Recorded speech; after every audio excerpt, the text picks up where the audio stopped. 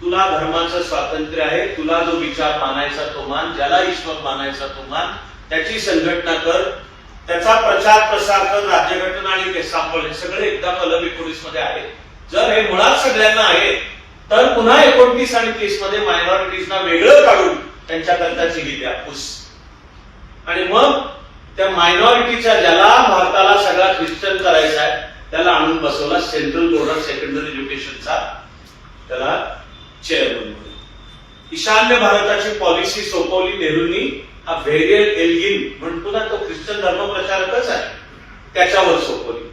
देशाचा पहिला शिक्षण मंत्री बनवला मौलाना आझाद. आपल्याला काय शिकवलं जातं की मौलाना आझाद कसे उदार होते, फाळणीला कसा त्यांनी विरोध केला.